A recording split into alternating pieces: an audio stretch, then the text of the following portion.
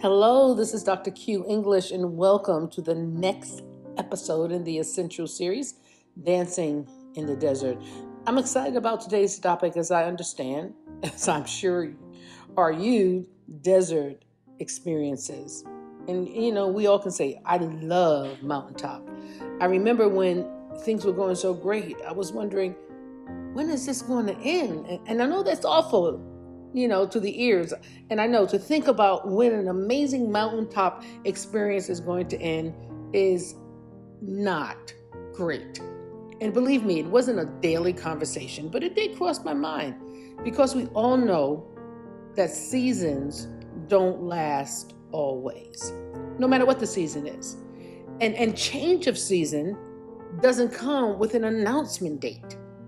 It's not like your season shift comes with an announcement that says, Q, January 1 to March 1, it's going to be your winter season. And March 2nd through June 2nd is your summer season. There are no announcements. None. And sometimes I felt blindsided. And I couldn't talk it through and even process it quickly because I was already in it.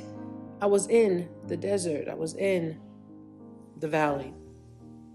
And then the questions comes like, how can I survive when dryness is all around me? How can I survive when no water is in sight? How can I survive when I don't hear God's voice?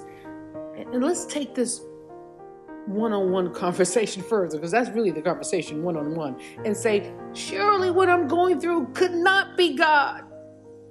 And if it is God, why? Why? Tell me why? Why now? And why this? And then during that time, sometimes it's just dead silence.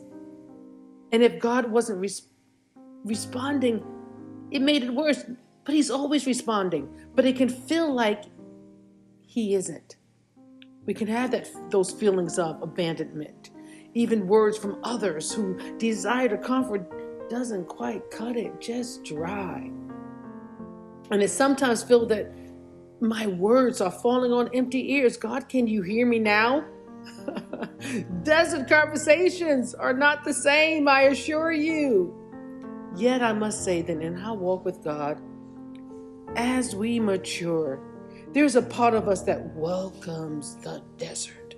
It's a place that brings us to humility and tests our depth in God. It tests our relationship with God, and it tests our faith. And yes, it doesn't matter that it's dry and there seems to be no water in sight, because we take a look at the cactus.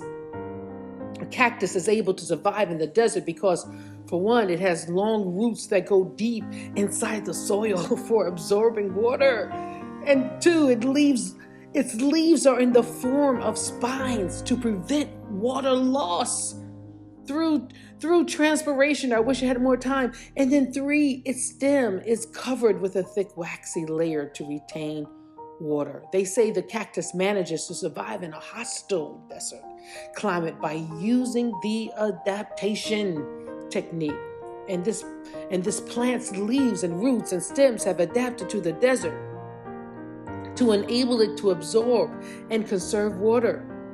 Every living thing requires water, but a cactus is just well designed to survive without a lot of water. Plus, it uses what water does have much more efficiently than other plants because it has no leaves. It doesn't give up its waters through evaporation as easily as other plants.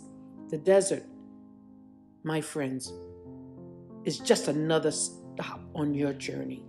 The desert, the valley, and just like the cactus adapts because the water is on the inside, we too have to adapt.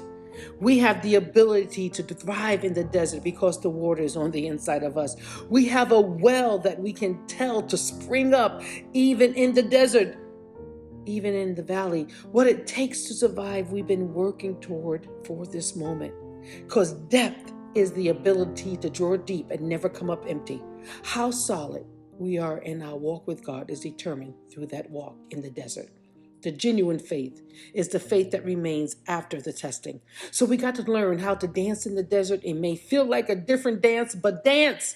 Put on your dancing shoes, my brothers and sisters, and kick up some sand And let me leave you with the scripture in Galatians 6:7. It says, and let us not be weary in well-doing, for in due season we shall reap if we faint not. You have been listening to Dr. Q English.